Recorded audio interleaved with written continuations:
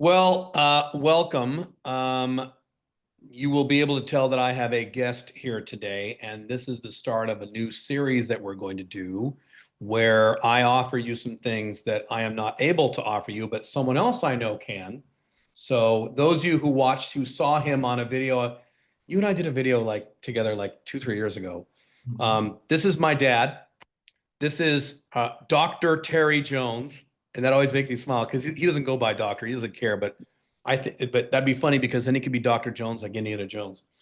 Um, and Dad, interrupt me if I say anything wrong as I introduce you. But Dr. Terry Jones, my dad, is pretty impressive. So a few things. One is that he's written several books. How many books have you written? Four? Sure. Four books on elderhood, mentoring, men, masculinity, and things like samurai. I mean, he's written the gamut. He focuses on mentoring. I focus more on coaching, and there is a distinct difference. We're going to discuss that. And he has also been, and he corrected me the other day, I keep calling him a psychologist. He's not a psychologist, he's a psychotherapist, which to most people doesn't make any difference. But I know in the mental health field, right, there's psychologist, psychotherapist, psychiatrist, therapist, and they're all very different things, even though it sounds the same to layman's. So is that correct? Psychotherapist, right? Retired. Retired psychotherapist, but with like 30, 40 years of experience. He started a psychotherapy clinic in the middle of recession in the late 70s, early 80s. And as I've talked about in my past stuff, that when I was a little kid, we were very financially strapped because my dad supported a family of 7 on his own income. He worked for the state of Oregon, right? Back then in the late 70s, right? And then he started his own business. And from scratch, without any internet stuff, he became a self-made multimillionaire. He did that on his own. So he has business acumen on top of his skill as a psychotherapist. I'm going to keep trying to call you a psychologist, but I'll try to remember. And so my dad is a pretty impressive guy, and he's in his 80s now, and he has wisdom that I don't have. I have knowledge. I have some wisdom, little smidges. He can offer you things that I can't. And frankly, there are some things in terms of his wisdom that I will probably never have because of the difference in how we are. And we have a lot of similarities and we have a lot of differences. We'll maybe discuss some of those today. And this is a new series where he can help you in ways that I can't. And he'll state this differently, a little better than I can, but I focus more on the external. I do focus a little on the internal. I talk about like outcome independence and mission and vision, but I focus more on the external. He focuses more on the internal. I mean, what's the name of that gate that you have in your backyard, the Japanese gate where you meditate? Tori. Tor, Tori? Tori. Tori. Tori. Yeah, that's one of those, you can Google it. It's those red Japanese. He has one in his backyard where he meditates. I just started meditating 6, 7 years ago. My dad has been meditating since the 70s, so he's a little ahead of the curve on this than I am. Welcome. Thank you for doing this. You can say hi or introduce yourself. Anything I forgot? Yeah, I just wanted to say, you pointed out how we approach our advocacy of men differently, but I am very excited about the fact that you and I both are concerned about healthy men, helping men be a fully exposed man. And so I'm looking forward to spending time with you today. For those of you who know, I called up my dad out of the blue a few weeks ago and I said, "Hey, I love you and I miss you and I don't live in the same country as you and we should work on a project together." And he was like, "Well, I help men, you help men." That's he didn't use these words. He's like, "Well, that's kind of obvious. We should just do that." I said, "Okay, good point. You're right." Do you want to go through what you and I discussed the other day about my positions and your positions on those, or do you want to start somewhere else? Because I'm wide open today. I like what we did. I'd like to try that again. Um, Basically, you said to me what your core beliefs are, and I've responded to the list. And so I'd like to go back through those. And I'd like to start with your reference to purpose. For you, purpose is to reach a happy state. And I hadn't thought about that until I read that again, because I've never had a purpose. I feel like I've lived from day to day. Throughout my life, I haven't had really a target. And so you made me wonder about my purpose. And the first thing that came to mind, frankly, is connection, because I'm so in need of being involved with people, being in love, and being a part of that and not pulling away or hiding out.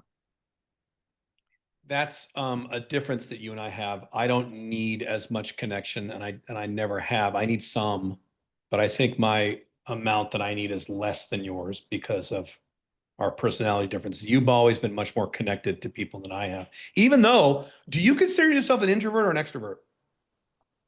I've never Um, asked you that. I think I'm an introvert, but Yeah. I enjoy the experience of being with people, so I'm kind of both. Hmm. I'm very introverted and I enjoy people, but I get tired if I talk to people all day and I have to go hide in my cave again, even if I like the people. But so yeah, so what, and for those of you watching, we had a big discussion a few days ago in preparation for this, where I gave my dad a kind of a summarized list of all my Alpha Male 2.0 viewpoints and Caleb Jones and Chintzy, all that stuff. And he just kind of went down the list and we discussed where he agreed and where he disagreed. So that's what we're referring to. Um, yeah, and what we were talking about was my belief is that the number one reason you are here as a human being is to experience long-term, consistent happiness as much as that is possible in the real world. And I think if you don't achieve that, I think you fuck something up, unless the scenario is very weird. And then that one level down is, and if you, those of you know my content really well, no, you already know this. One level down is for most men, and this is where my dad doesn't like when I say most men, but you can comment on that if you want. And by the way, interrupt me whenever you need to if I ramble. Most men tend to be happiest to the degree to which they can kind of do whatever they want. They can wake up and work on anything they want, spend time with who they want, don't feel constrained by a job or being stuck in a country, or in some cases, monogamy or whatever, and they can kind of do what they want. And that tends to make men happier. Most men, not all. Some men don't need that. And that's what you and I discussed the other day. Do you want to talk about that? Or do you want to, Well, what's pressing for you to talk about if that's not it? what you just said All about right. my attitude about men are or women are, Yeah. you say that men are happy. And I believe that's Well, I said true. men can achieve happiness. Yeah, exactly. But I believe the same thing about women. So Mhm. what's different between you and I is I can't uh, call men different than women. I don't look at an individual and put him in a box. I've always resisted people saying to me, men are, because every one of us are different.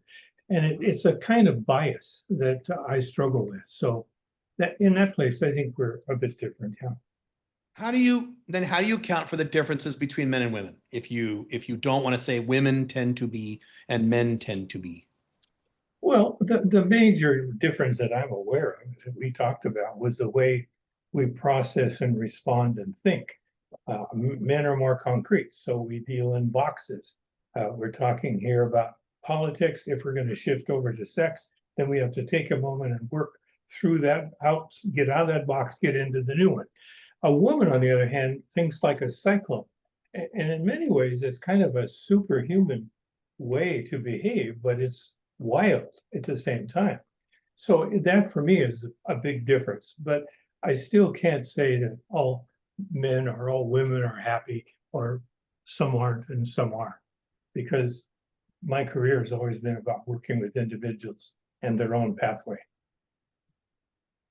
When you were actively counseling people, did you when your client sat down and it was a woman versus a man, what you're saying is you didn't say, okay, this is a woman, therefore these things are more likely true than if this was a man, more these things are more like you started from a blank slate, regardless of what sex they were, right? Yeah.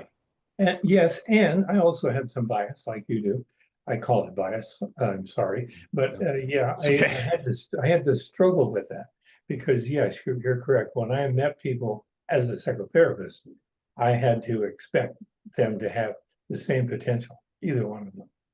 Well, maybe that's why you feel that way, because of your training and experience as a psychotherapist, that you're not supposed to make those assumptions. I don't know. I'm not a psychotherapist, but do you think that's why? Because if I'm talking to a man, yes, I am biased regarding this to a degree because of the data that I have in front of me. A man is more likely to be interested in these things and can convey his ideas in these ways. A woman is more likely to be interested in these things and convey her ideas in these ways.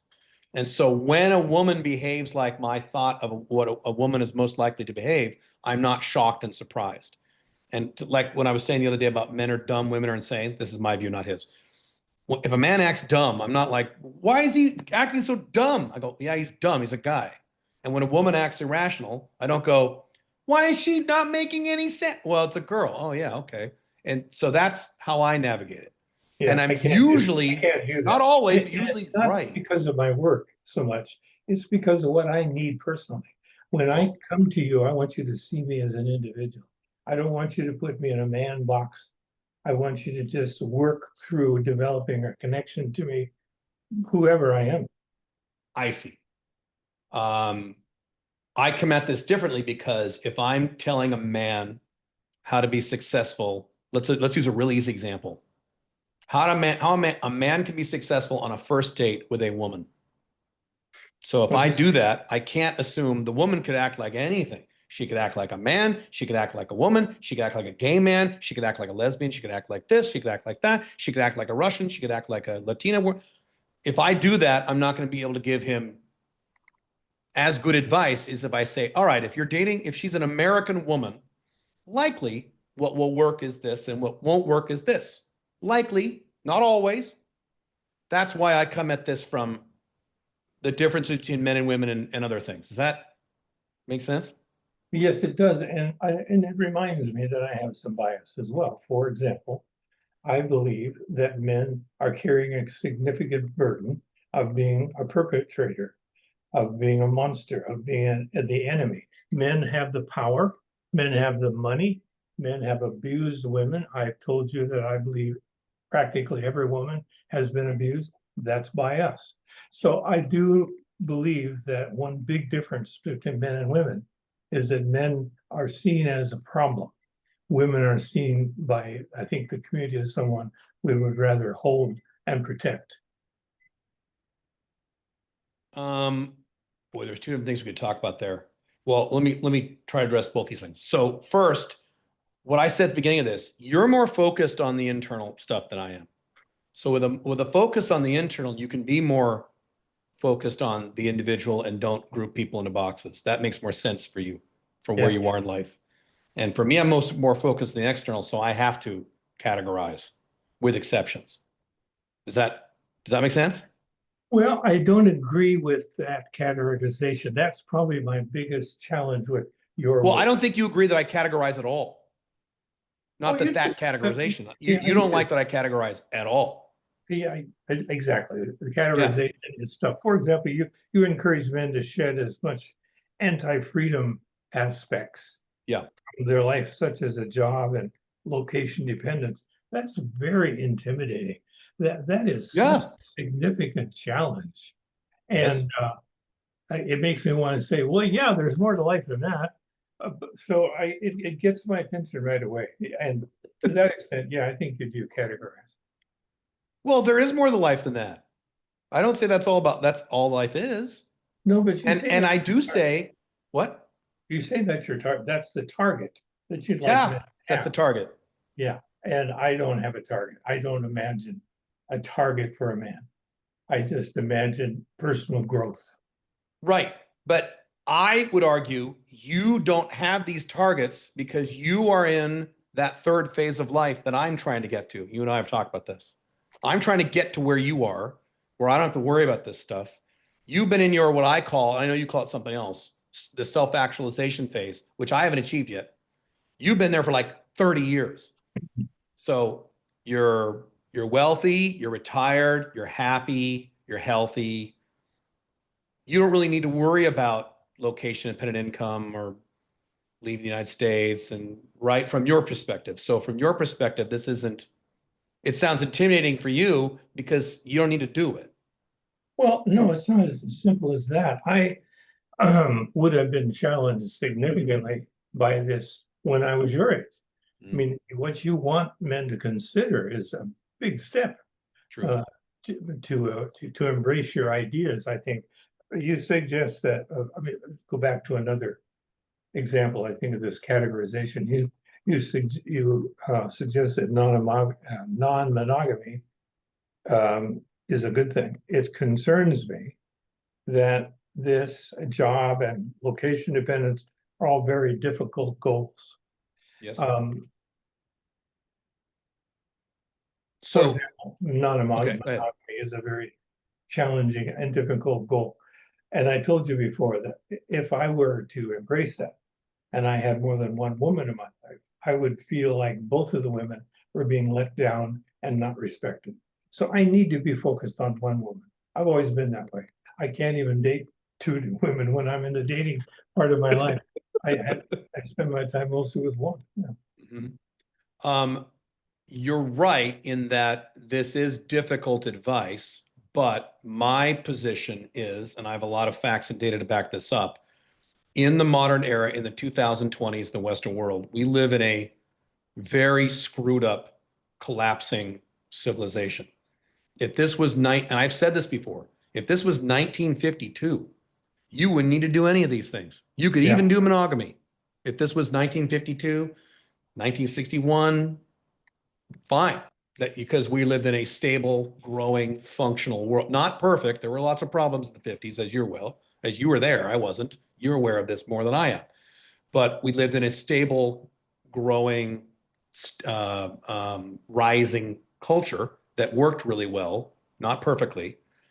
Today, in order to achieve that level of happiness, you unfortunately, and I've said this, unfortunately now we have to do these crazy things like start your own location dependent business and make 85,000 a year, get location dependent, date two women at a time, two plus, you don't have to date 14, but two, even if that means one wife and one girl on the side, and set up these models that are a little more complicated than what you were taught in school. What you were taught in school was based on the 1950s model when everything was working well. So unfortunately, and I also yell at my audience a lot, where a lot of this is their fault for voting for people like Obama and Trump, both of whom I hate and disagree with, that you kind of created this problem too. But anyway, Yeah, you make a really good point about the difference in the era in which we live. Uh, that's one of the challenges of aging. I've been changing every decade. I keep changing, and I'm forgetting what it was like in the 50s.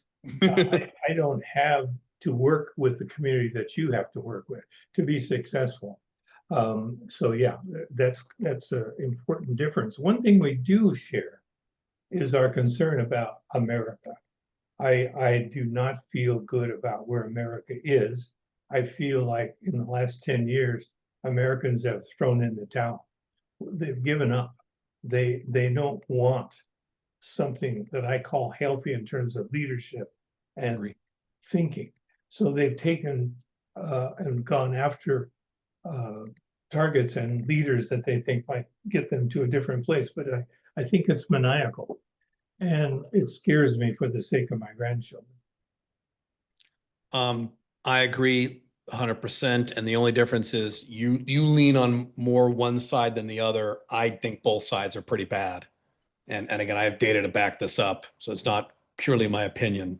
But yes. And then that's why I left the United States in 2021. My son left a few years before that. Yeah. Yeah, my daughter is working on it. Alyssa's working on it. It's going to take her a little more time. But to your point about the grandkids and the kids, when my daughter leaves the United States in a few years, then I can kind of, okay, good. My kids are okay. I'm okay. I worry a little bit about you and mom, but you guys are okay. You're not going to leave because why? But I've said this to my audience. The only people I'll care about in the United States really strongly at that point will be my mom and my dad once my kids are gone.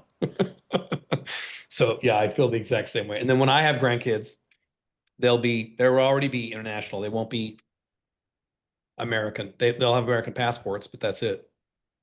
It's gonna be a whole different world for them. Yeah, I get it. And I wish I had an answer to this. The thing that intimidates me the most is technology. I look at my grandchildren who I guess were born with the ability to cope with this. Yeah. I wasn't. And I ask them, how are you doing with that? And they're just saying to me, I'm just trying to keep up. I'm just trying to be a part of what's going on. So I don't know if you knew this. Maybe you knew this. You probably don't stay up on psychology statistics lately because you probably don't care, which is again what I want to try to get where you are. So I want to stop caring about these things too. But as of 2011, when they invented, when people really leaned into social media and swiping and iPads and iPhones and things like that, 2011 when this started, the attention span of the average Westerner dropped, and now it's below the attention span of a goldfish. So the attention span of a Westerner human being is lower than a goldfish. And it's because of this. It's because of the swiping stuff, which didn't happen before 2011. Because in the 80s, when I grew up, when I was a kid, I was okay. We had attention spans when we were kids because we didn't have this a device in our hand swiping and swiping and swiping. There's all kinds of data about that too. I mean, yeah, we could talk about that a lot. But I want to talk about spirituality, so don't let me forget about that because I forgot to mention at the beginning. That's kind of what I want to. And I guess we don't get to it today. We can get to it in another one of these videos. But we're going all over the place. There's so much to cover when I spend. There's so much to cover. I know, but I want to get to eventually, if not this video, then a future video with you about spirituality because I can't talk about that, but you can. You're raising really important issues that I hadn't really thought about. Having been in the world for 85 years, so many things have changed for me. And I'm at a place I've told you where I no longer have goals. I don't even have regrets about yesterday. I live in the moment. And that's already all I can depend on. And so I don't have the feel for the world around me like you do.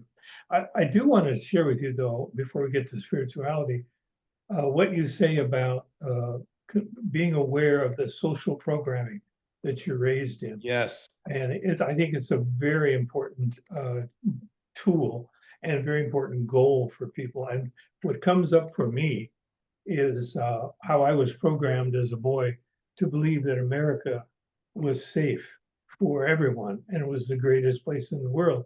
It took me decades to find out that people like your son, my grandson, are not safe here because he's a man of color. I really was dumb for 50, 60 years about the pain that we have put people of other cultures through as they arrive in America. We've never made it easy and we still don't know how. But how would you want to get into spirituality? What are you thinking? I believe, I don't know if I told you this, but I have said that I don't think a man should really get hardcore into his spiritual life until he's at least 50. And you may or may not agree with that or not. I think when men under 50 get really spiritual, they go religious and they become born again Christians or hardcore Muslims. Then they start yelling at everybody and bitching about how horrible the world is, which to me is not spirituality. I think someone should wait until you get into your 50s to really explore that part of your life once you're well into at least the second phase of life that I talk about. That being said, I think that there are aspects of spirituality that can help men who are under 50, things like meditation and solitude and things like that, things that I learned from Brian Tracy and some other people. So I think that is useful, but I don't feel comfortable teaching those things because spirituality has always been such a small part of my life. I have spiritual practices and I have spiritual beliefs, and I have talked about them a little bit, but I don't have the expertise and the confidence to discuss these topics in a way that you could. So for really quick, for the audience, my dad is very highly, unlike me, my dad is very highly educated. He's got 2 master's degrees and a PhD, right? Or do you have more than that? Okay, 2 masters and a PhD. That's why he's Dr. Terry Jones. And spirituality is a strong component of that. So, and he's been doing this a long time. But anyway, where's I going with this? That's my starting point. Yeah, let me insert then. I agree that it is very difficult to confront the universe and figure out who you are in relation to that while you're building yourself, while you're creating, while you're in that second phase that you define in life. Clearly, it was true for me too. There were places in my midlife where I could get away and ask myself those spiritual questions. But you're right, it got easier as I got out of the work world, which is the biggest problem for me. And Mhm. when I got into that more quiet space, I was able to address my spirituality, my relationship to God. But something has turned out for me I didn't expect. Because I have so many friends, male friends, um, I have a lot of people my age. And what has happened in the last 10 years or so for many of them is that they're giving up. They're dying. They are embracing end of life in a way that is fearful. And so they have left where they were maybe in their 70s, where they were seeking an understanding of themselves in relation to God. But now they're almost like boys. I have always seen men as boys anyway. I see us as Agree. boys who have a big body. And so I see that boy really come out among my elder friends. And it gives me a lot of sadness because I want to, Wait, hang on. I want to clarify something that you said. So you're talking about friends who have died? no, friends that Oh, are, because they're my age, we see ourselves as the end of life. So right. we are dying. We're closer to death. And Uh-huh. a lot of my friends are anxious about that. And that's all they can focus on. And they've lost their Oh, connection to that spirit that they had maybe after retirement, but now I it's not see. there. Yeah, something that is really magical about you that I don't think I'll have. I think about mortality, and I'm 53. I'm going to live at least another 50 years, barring the 2% rule. I'm going to live a long time. And I think about it because I'm like, I like my life. I want to keep this going forever. Um, and you and I've talked about this a few times. You've accepted this, and it's not something you think about and worry about, right? No, I don't anymore. I expect that I'll die at sometime in the near future, but I don't worry about it. You don't worry about it. And you're telling me that's rare with men your age, more or less? I don't know about that. What I'm Okay. aware of is that men are whining. My age Oh are yeah. are crying. They're anxious. They think about their bodies too much. We get together and we talk Yeah. because I have groups of men I spend time with, and they Uh-huh. spend too much time on their bodies. Like my bad back and my leg hurts and my hip and they're complaining like old men. That's what Yeah, you're saying. exactly. Yeah, Yeah. so yeah, so I didn't expect that because I agree with you that when you get to the end of life, I have always thought of myself in seasons of life. I Yeah. was born in the spring, I develop in the summer, I retire in the fall, and I end my life in the winter. And the fall for me, therefore, was a harvest time. I mean, it included my retirement. I was able to kind of look back on my life and say, well, what did I do? Who is it that I've become? What can I do with that? And it got me thinking about the elder journey that I've told you about many times. The idea of being a resource to the world, not just a person at the end of their life. And but like I'm saying to you, a lot of men who embrace Are these men complaining about their bodies and being old and dying? Haven't they done the same thing? Aren't they focused on projects as well or not? Because projects. here's what? What do you mean by projects? Well, you're implying that one of the reasons you don't think about dying, and it's not a thing for you, is that you're focusing on what you can give and what you can do with this time of your life now.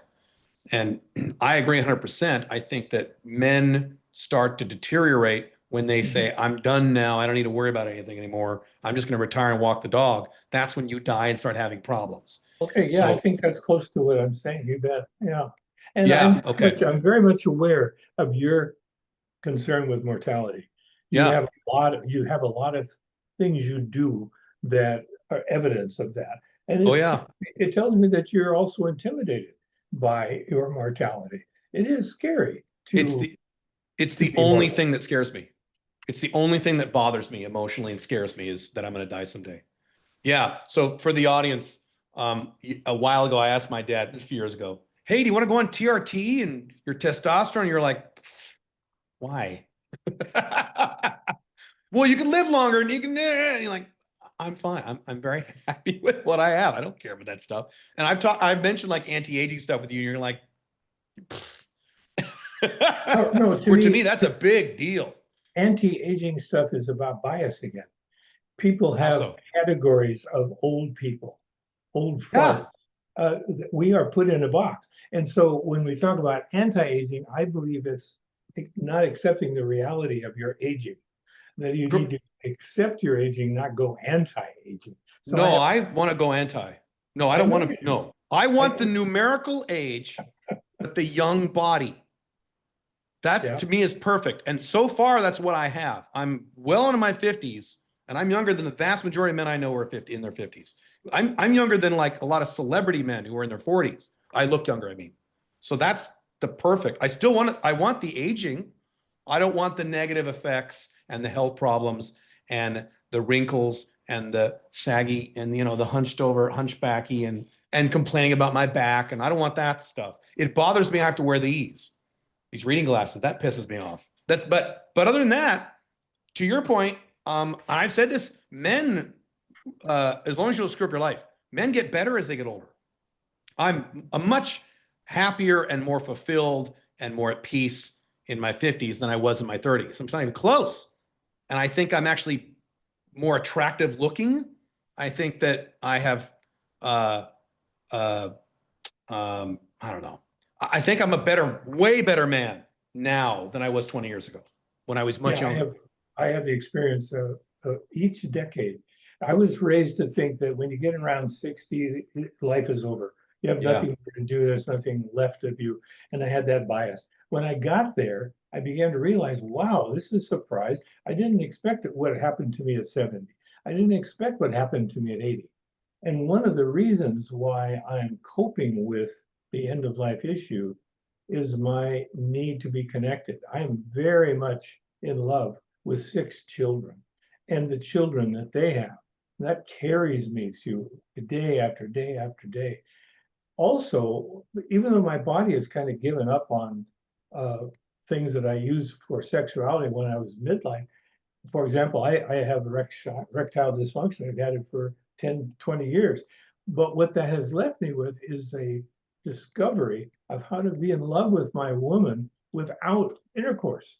I have found ways to be connected in a way that is a real turn on, an exciting way of being where I don't need to use the tools that I had at midlife.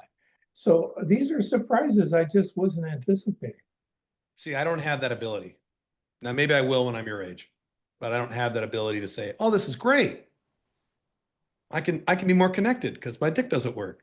But you're not the only man your age who's told me these things about the way I have sex is not the way you have sex. It's more of a intimacy, cuddling, physical, and they give me details, which is makes sense to me. Yeah, and I'm like, oh yeah, yeah. That's why I say when I talk about Alpha Male 2.0, it's a model that lasts to age 79. Post age 79, your body just starts saying, I'm going to do this now. And there's not much you can do about it. You work with it. And yeah. Now, what's interesting is when And I'm, go I'm ahead. very lucky. My lover is 79 and I'm in my 80s. And we Yeah. can take advantage of what you just said. Yeah. Yeah. Yeah. I had talked to my wife about that a lot. She's like, oh my God, I'll be 70 when you're 80. I'm like, we won't care. It'll be fine. It's all right. And by the time I'm 80, with medical technology and AI and stuff, even without AI, just the growth of medical technology, my 80 will look very different than 80 today. So I'm not as worried as I should be. I mean, Absolutely. as I am, I over worry about this a little bit. I don't worry about it. It just bothers me.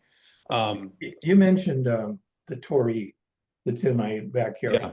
Just to explain to people, over the last year, I'm in love with a Japanese woman, and she's taught me a lot about spirituality as seen from the native Japanese way. Japanese don't trouble themselves with a relationship to God. They have a relationship to the earth. They're animist. Yeah. So what they have done is they have these shrines all over the country, and they have a gate that you enter these shrines through, and they're called the Torii. And so I wanted that because what my spirit experience is telling me is I'm very close to where I'm going to go at death. And when I walk up to the Torii and I clap twice and I bow like Japanese people do, I say to myself, I can see where I'm headed. I can feel that the next step is close to me. And so it gives me kind of a safe way to dance with afterlife. It's kind of a sweet way to pray. It functions much like a cross probably does for Christians. But the point is, I've got this gate. I didn't need a gate when I was 50. Now I'm at the gate. I'm Why at the not? gate. Yeah. And I'm kind of preparing for that gate by having the Torah available to me. Can you describe how you pray? How I pray? Yeah, Oh, I have an intimate connection to God I every know you day. do. How do you do that? I mean, I have a conversation. you could probably start it for an hour, but how would you summarize how you do that? Oh, I just say, okay, let's go through what happened today, God. And incidentally, thank you, God, for all the blessings.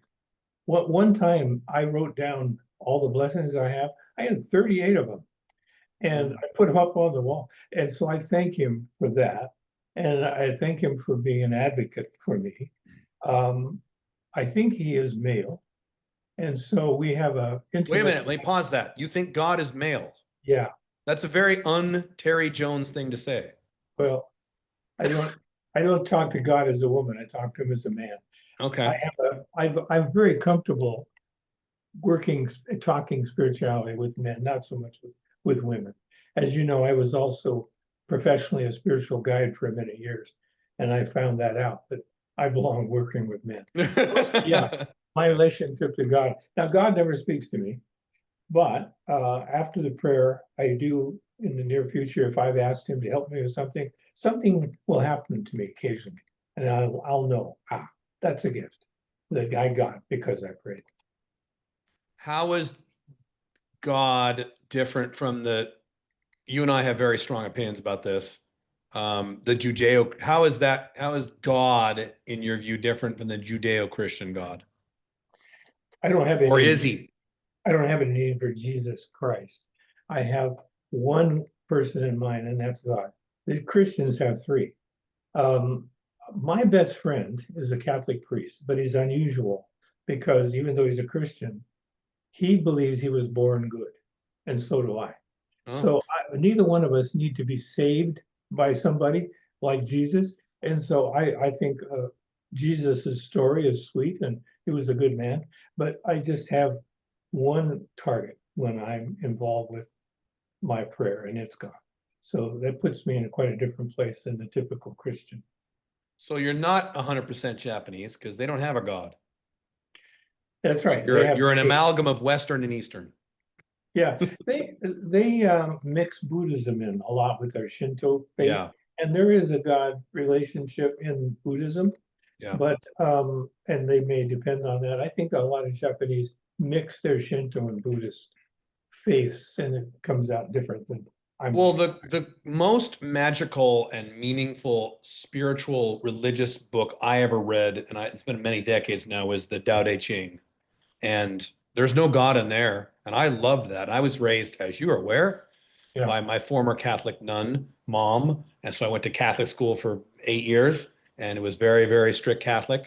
And then to read in my 20s the Tao Te Ching about, hey, just relax. You're part of the world, you're part of nature, you're part of the water. You just be, you flow, it flows through you. And I'm like, wow, makes so much more sense than, hey, if you eat shellfish on Friday, you need to pray to God. So yeah. well, So yes, to your point, I have discovered, I mean, I have attempted to be religious throughout my life more than once, and yeah. it always failed. I could not relate to an organized faith. I had to have my own walk. You sure you want to talk about spirituality? This going to please your audience? Yeah. Well, Well, fuck them. let me They tell you know one more. I'm gonna throw this out there and see if they like it. I'm So going to tell you one let more me pivot thing. really quick to that I point. think I've told you this before. But one reason I have this relationship to God is I believed I pre-existed as an angel. I wanted to try the human journey because I hadn't had one. I was an angel, but I was an incomplete spiritual being. Hmm. So I believe what we do is we get into a human journey and learn what that's like, get to the end, and return to our angelic state. So I'm sitting right next to God Wow, when I'm that's done. really neat. I like that a lot. Um, I'm going to make one more comment about that. We'll do a slight pivot off spirituality because we can come back to this. My view of that is, as usual, more scientific. So the atoms in your body were created by the core of exploding stars billions of light years away. That's where you live. This is scientific. That's literally the atoms in your body were made in stars. And when you look up at the night sky and you look at the universe, that majesty, many of those stars are now gone. You're looking into the past because it takes so long for light to get here. But that also means statistically, if you look out in the night sky, there are some stars out that you're seeing billions of light years away that were you, literally in your body and your brain. You came from those. So you are not separate from the universe. You are an integral part of the universe. You are whatever the power behind the universe, which I would call God, you have that in you. So I heard he was a Christian guy, but he gave a speech a long time in the 90s. And he said, there's a spark of divine essence inside you. And I said, well, that's very nice, but that's not factual. Well, actually it is factual. If you view the universe as the stars from, anyway. For those of you in my audience, really quick, and I go back to my dad. One of the reasons I'm doing this is that, and I just told my dad this a few days ago, I have been told in live sessions when I do live events, young men will come up to me and they'll say to me, you're the closest thing I've ever had to a dad. And there's a lot of you, matter of fact, in the Western world, it's either the plurality of you or most of you either didn't have a dad or you had a dad who was subpar. I had an amazing dad, so I was lucky. And then my children had me, which I consider a good dad. I'm not sure if I was an amazing dad, but I was a very good dad. I know that. Wasn't perfect, but I was pretty good. So in my world of being a dad and having a dad, I've got that covered. The reason I'm talking to my dad here, one of the reasons we're doing this is to help you guys, those of you who are both older, and my dad would consider older, correct me if I'm wrong, as over 45. I consider the line 35. You consider it 45. Over 45, and those of you younger than 45, to get the resources and the techniques and the mindsets that you would have normally gotten from your dad, but you didn't because of the fucked up society we live in. You didn't have a dad, or you had a dad who was not ideal.